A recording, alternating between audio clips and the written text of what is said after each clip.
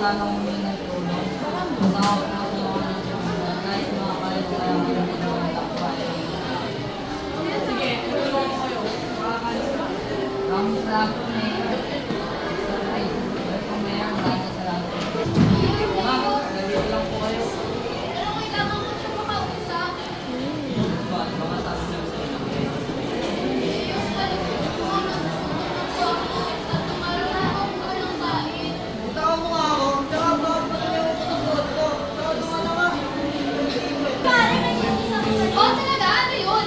Araw lang naglalakad ako sa akin. Nakita ko si Mary, kala ko na dalawa yung bodyguard. Ah, talaga? May pruwela ka ba? Oo, ito nga oh. Eh, ganyan naman pala kasi mga ngayon natin eh. Oo nga, tapos kinala mo si Audrey. May natatandaan ba ito? Oo, yun. Kaya ako na, ano sila ni Mary nakarang araw. Sinabi ni Mary, hindi naman tayo. Nakalit pala galing. Pangako siya ng pangako. Mga pangako na nakapako lang din naman. Dapat hindi siya nakapako.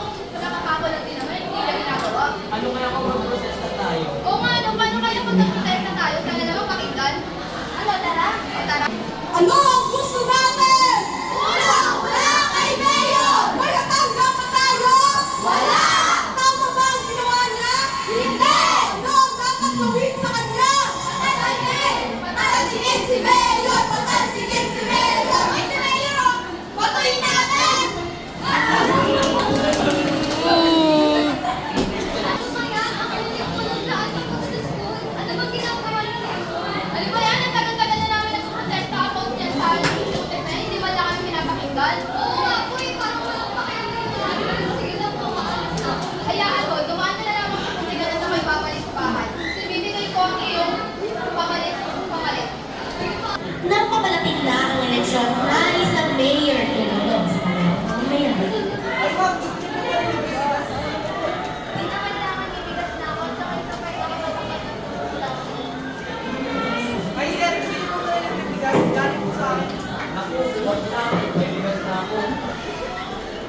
Ay, ma'am, gusto niyo ba ng bigas? Tulong ko lang po. Magandang araw po sa inyo lahat.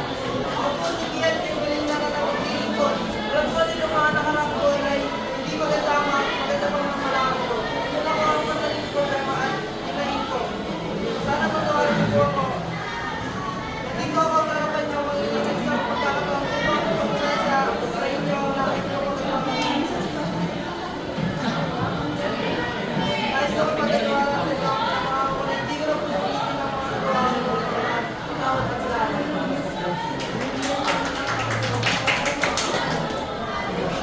Magandang araw sa inyo lahat. Ako si Arcanio P. Rivera Jr.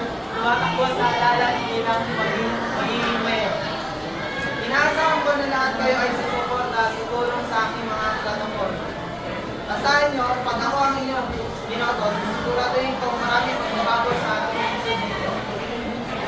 Ang aking mga plataforma ay unahin ko sa mga plataforma ay ang mga mag-aaral sa ating bayan. Bibigyan ko sila ng cash allowance every month. At ang pangalawa ko naman, plataforma ay bibigyan ko kayo ng pansin at aksyonan ko lahat ng inyong hinahin.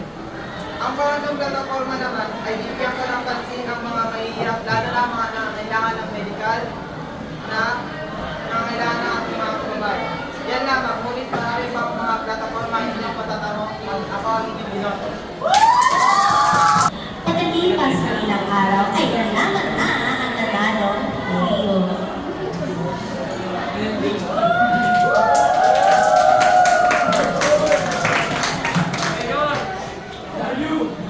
Magandang araw sa inyong lahat.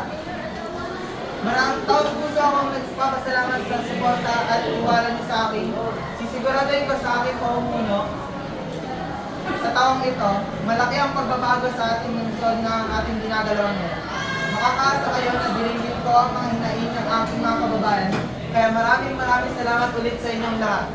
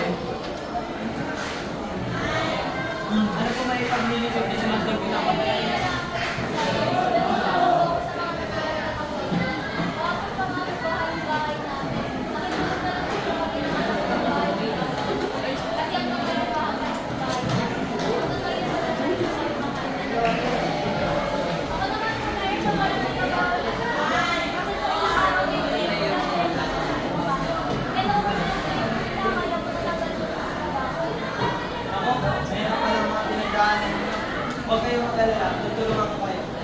Tapos, nabalitaan ko na malakas na pinsala ng mga Doon na naman nila ako bukas na wala ng bago. Kaya bumibigyan ko ng isbigas at ulam para sa mga salata at 1K cash. Pero parang kailangan ko na rin ngayon. Kaya ibibigay ko na. Kandilan nila. Pamigay na si Luis na isang suso ng bigas at bigas. Baka 1K cash. Mga kasulang sa'yo.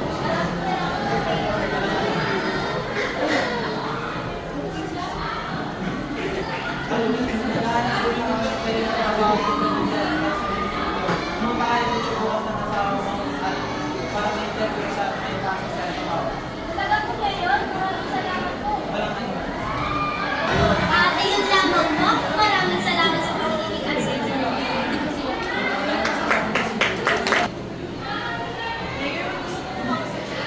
Sige, kasi ganda nga po, ano po may pag-iingat sa inyo? Ilan ka? Teka, alam mo na maraming election. O ano nangyari sa'yo? Bakit ano naging damit mo?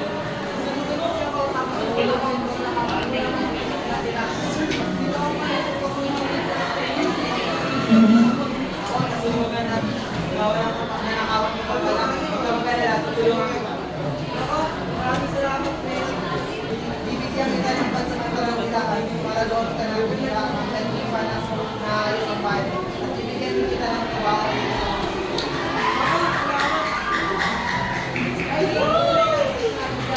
Huwag ka mag-alala, okay lang yan.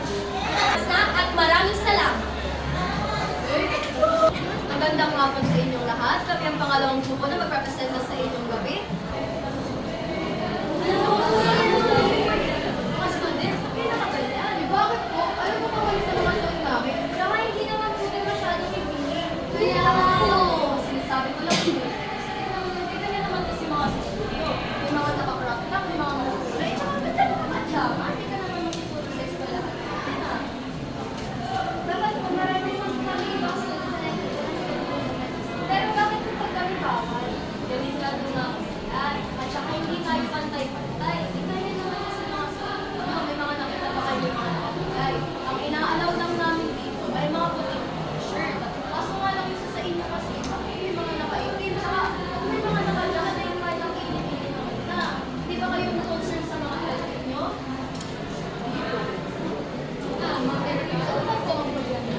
May mga students po kasi mga malakas yan.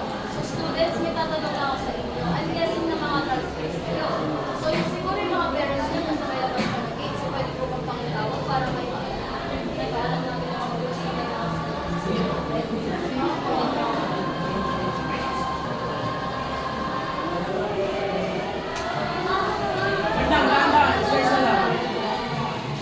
Bakit di ba ipapasok?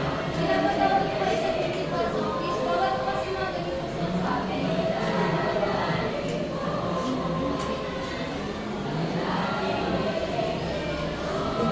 Okay, so students, kasama niyo na ba yung mga parents niyo?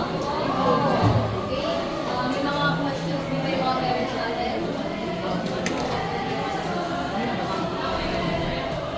Problema lang namin, sir, yung mga huli po yung mga nangyayari, at saka may mga patterns sila. Yung pwede lang po kasi dito, uniforme or black shoes, or kaya nakapagod sila. So, niyayaya namin dito may principal's office para maipaliwanan namin ang mga patakaran sa atin.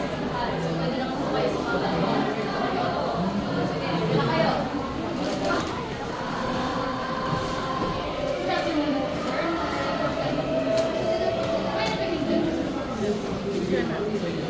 Okay, students, pasok, parents, no, yung no?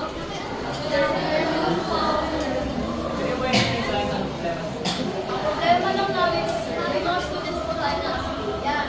At saka yung mga suot na po nila, mga kulay, hindi ba pang patterns. At saka may mga nakajacket pa po, baka po kami sasakit sila kasi sobrang init, baka magkaputak na nakalis sa sasakit. So, alam niyo po ba kung bakit niya bawal namin yung mga ganyan sa eskwelahan namin? Ilalagay ba kayo na kaya pumasok dito? Kasi nga ba ng mga parents? So, gusto ko lang po sabihin sa inyo na pinapabago natin yan para sa kaligtasan po ng mga estudyante po, pati din po ng eskwelahan natin. Dahil di po natin alam na nagpasok po tayo ng guest. Tapos, may na lang natin na ganyan kayo. Lalo na yung naka-jacket, mali mo magkayos mo ka pa. O, delikado na rin para sa'yo. So, ang gusto ko na sabihin, sana din po siya maulit. Dahil hindi po natin alam kung ano pwede mangyari, lalo na sa labas. Hindi po natin matutukoy kung saan po kayo nanggaling. Kaya yun lang po yung gusto ko sabihin sa inyo. At may naitabuhay ang teacher na nakasimulan. Wala po. Yun na yung nagpapainan na yun ang bantay-bantay tayo. Kahit mas hindi kayo, dapat din nyo yung sosyo. Kasi tinanong ng mga teacher sa kayo na sila, di ba? So, kayahin nyo rin sila. Dapat ayusin nyo rin. Good afternoon po, sir. Pasensya po sa mga nasunod ng mga anak namin, lalo ng anak ko. Sorry po na, sir, hindi po niya alam na hindi po pwede magsigiyan. Saka bago lang po sa gusto ng uso, pasensya niya. Naiintindihan ko naman na bago na sinunod ko sa eskwelahan natin. Pero dapat kayo mga parents, mapaitan nyo rin sa kanila kung paano maging mabuti estudyante. Ayun din, dapat makinig kayo sa akin. Hindi naman sa pinipili ko rin na mahinig sa akin, pero sana magsanyo yung aral na rin para sa inyo. Okay po? Ayun na po kayo po kayo sa class. Okay, students, pwede na kayo po sa mga respected classmates mo and hindi nyo rin ang mga advices. Yun lang.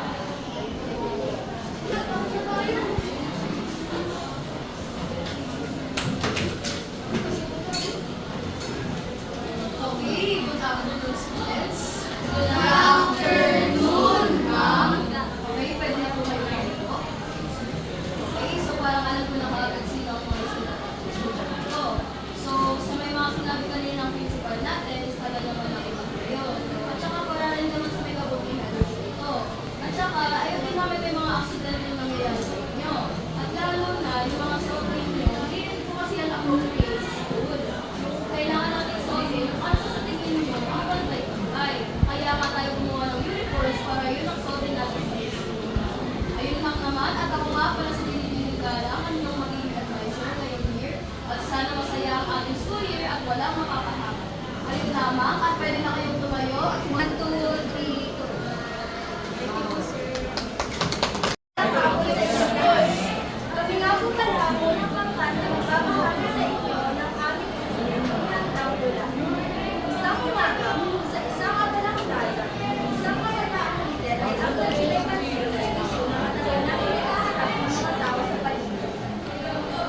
Mga kababayan, nandito tayo upang magbigay ng hinahingan at hingay para sa pagbabago. Hindi natin kaya matiling tahimik habang ilan sa atin ay nahihirapan. Ang lipunan ay ang ating boses. Makakaluhan, lipunan, ngayon na! Tama si Lia. Matagal na panahon na tayo sinatahimik. Pero ngayong araw, hindi na tayo magpapatahimik. Dapat tayong magkaisa! Miss Lia, may naisang kabataan. Bilang isang kabataang leader, paano mo nakikita ang papel ng kabataan sa school?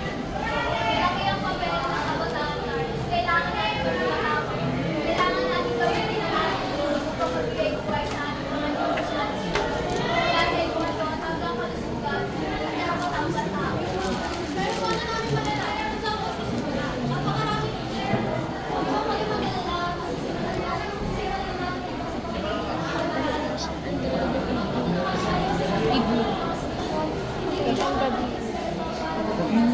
Uy, yun, sino ka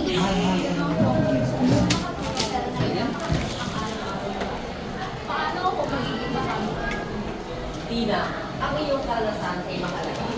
Ang boses mo ay kasing halaga ng sino mang ikuya mo o pwede lang makinig, pwede kang sumali sa mga organisasyon, tumutulong sa mga ina, o kaya magbahagi ng kwento upang maging inspirasyon sa iba. Nandito tayo upang ipahayag ng ating mga boses sa ating mga pinuno. Hindi tayo dapat magpapagay sa atin ang ating karapatan. Ano ba ang inyong mga hinaing? Nandito ako upang makinig. Mayor, Marami kami hinaing namin parating sa inyo. Mula sa kapulangan ng pondo sa edukasyon hanggang sa pagtaas ng presyo ng mga bilihin. Ang kailangan namin reaksyon, hindi ang mga pangako mo. Naintindihan ko ang inyong mga hinalain. Ngunit, kailangan nyo rin maunawaan na hindi madali baguhin ang sistema. Ngunit, hindi tayo masusulat ang kailan. Patuloy siyang babalikan ang mga mga mas talaga Naintindihan ko na na mas malalim, dapat natin ito mas malalim pag-usapan. Magtutalaga ako ng komite na makikipagdialog sa inyong mga Hindi sa pagkakang komite at kaya walang problema. Aksyon, hindi komite!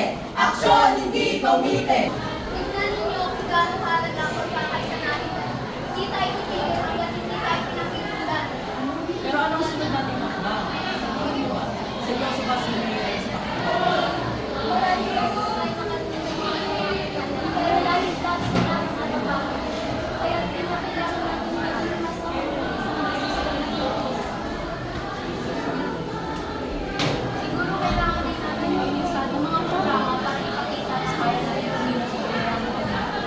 Kahit sa mga simpleng paraan tulad ng community package, tulad ng selection para sa mga tao.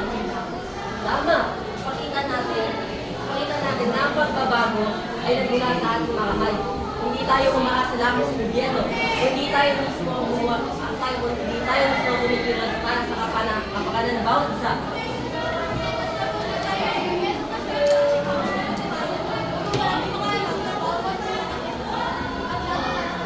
Nagagawa ng pagkakaisa natin. Hindi lamang tayo nagpoprotesta, kundi nagtutulungan natin ang pangitaas ang kalidad ng buhay ng bawat isa. Ito ang tunay na diwa ng lipunan. Ang pagtulong para sa kapwa, hindi lamang para sa sarili. Nakikita ko ang inisyatibo nito. At ito isang positibo. Nais kong tumulong sa inyo kung mas mapalawak pa ang ganitong mga organisasyon. Sa nangyayari ay hindi lamang ito isang salita. Bakit handa kami nakipagtulungan sa inyo kung ang intensyon nila? Ito ko, nais ko makipagtulungan sa ito dahil naniniwala ako na ang pagbabago ay nagsisimula sa tayo. Hanggang saan kaya ang kayang gawin ng isang lipunang